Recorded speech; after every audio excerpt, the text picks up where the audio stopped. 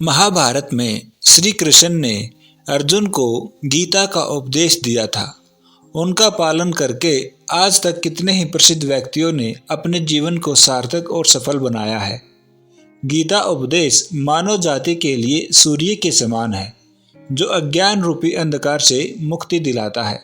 मानव जाति के लिए गीता के उपदेशों की उपयोगिता हमेशा बनी रहेगी। ये भगवत गीता का उपदेश वो परम सत्य है जिसे अपनाकर हर व्यक्ति दुख क्लेश मुक्त होकर सफल सुखद जीवन जी सकता है, जिसके ज्ञान की हर व्यक्ति को जरूरत पड़ती है। मनुष्य का संघर्ष जितना बाहरी होता है उतना ही आंतरिक भी चलता रहता है। सोच और कर्म का संतुलन ही सफल जीवन का मंत्र है।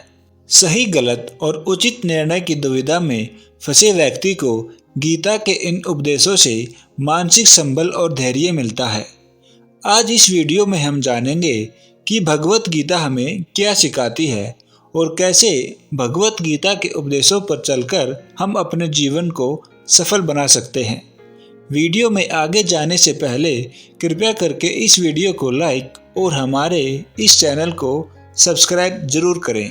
भगवत गीता से पहली सीख हमें यह मिलती है कि विश्वास की ताकत बहुत ज़रूरी है।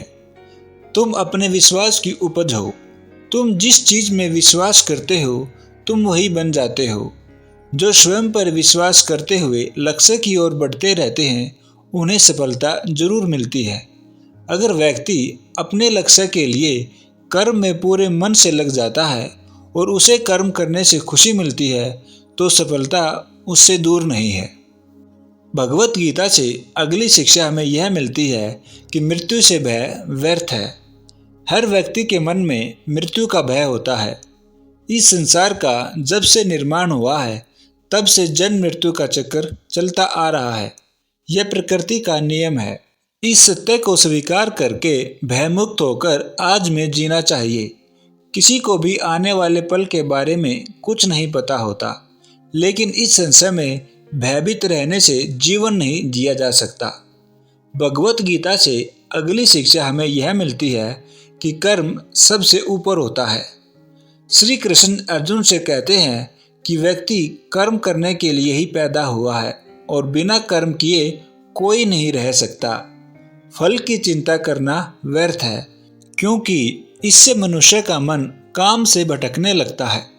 किसी कर्म से सफलता नहीं मिलती तो क्या हुआ? असफलता भी ज्ञान के द्वार खोलती है। अगर बिना फल की चिंता किए कर्म करते रहोगे तो सफलता और मन की शांति जीवन भर तुम्हारा साथ नहीं छोड़ेगी। जो कर्म फल से विरक्त होकर कर्म करता जाता है उसका आध्यात्मिक ज्ञान बढ़ता जाता है। भगवत गीता से अगली शिक्षा हमें यह मिलती है कि हमेशा स्वार्थी होना गलत होता है। जो व्यक्ति हमेशा स्वार्थ प्रेरित होकर फल की चिंता करते हुए कर्म करते हैं और सिर्फ फल ही उन्हें कर्म करने को प्रेरित करता है, ऐसे लोग दुखी और बेचैन रहते हैं, क्योंकि उनका दिमाग हमेशा इसी उलझन में फंसा रहता है कि उन्हें क्या फल मिलेगा।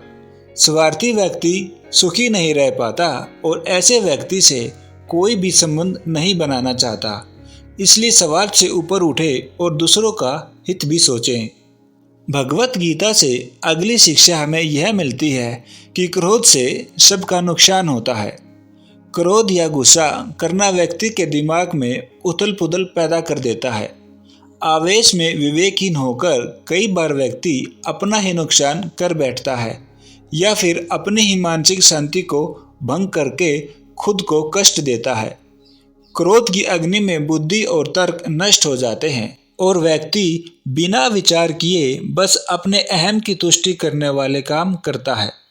गुस्सा व्यक्ति की विचार शक्ति को पंगु बना देता है और भ्रम पैदा कर देता है।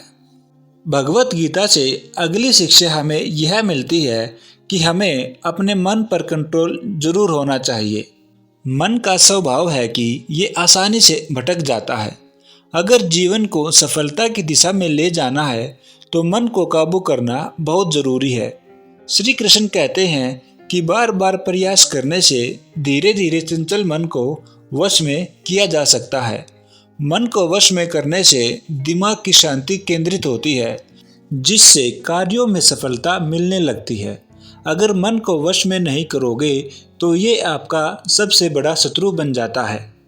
भगवत गीता से हमें अगली शिक्षा यह मिलती है कि भगवानों में कोई छोटा बड़ा नहीं होता। इस संसार में ईश्वर कई रूपों में जाना जाता है। इनमें से कोई भी रूप बड़ा या छोटा नहीं है। परमात्मा का हर रूप समान है। जैसे हर नदी अंत में सागर में जाकर मिलती है, वैसे ही हर धर्म, मत और संप्रदाय की धाराएं परमात्मा रूपी समुद्र में समा जाती है। यह संसार परमपिता का ही स्वरूप है जो हर कण में विद्यमान है। तो दोस्तों, इस वीडियो में बस इतना ही।